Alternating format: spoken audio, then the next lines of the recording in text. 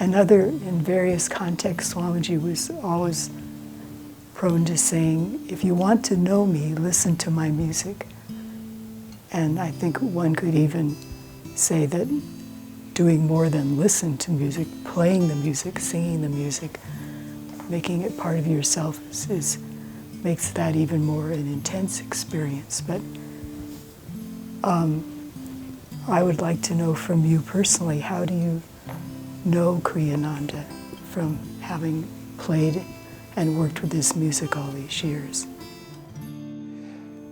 What I find is when I dive deep into the songs, I really try to tune into Swami's consciousness. And I think the one specifically that took me deep was Sri Yogananda, because if you think about it, Swami was with Master for years, and he had a personal relationship with him. And we have a relationship with our Guru, but we haven't had that physical contact.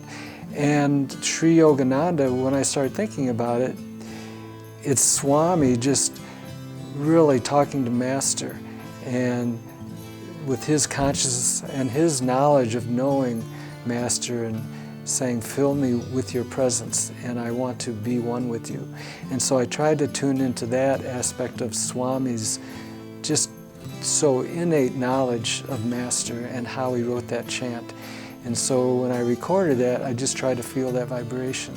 And I know it works when I'm sitting in the studio and I've recorded it, or I start adding other tracks and I hear the playback and I can just feel my heart open up, and I know I've done my job in that. And I felt that many times while making this recording.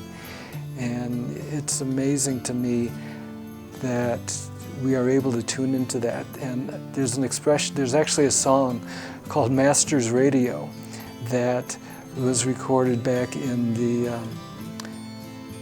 50s or 60s. It's really referring to Christ, Jesus being the Master and tuning into Master's radio. But I think of it as Master's, Yogananda's radio, because in all his chants and all of Swami's chants, they got into a vibration with each of these chants and sowed that in the ether. So that vibration is still there. So if we tune into Master's radio or Swami's radio, we can tune into the actual vibration that they imbued into each of these chants. And that's really what I try to do, is tune into that vibration and then express it through my playing.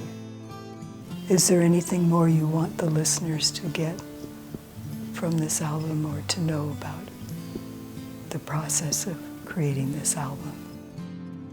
I think the main thing is to realize that music is just a way to tune in to the divine. And any music we listen to affects us. And so we need to choose the music that we listen to and take responsibility for what we listen to.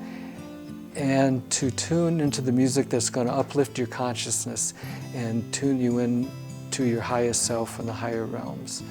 So I hope you appreciate the music that I've produced, and I hope it can guide you to a higher level of consciousness and intuition.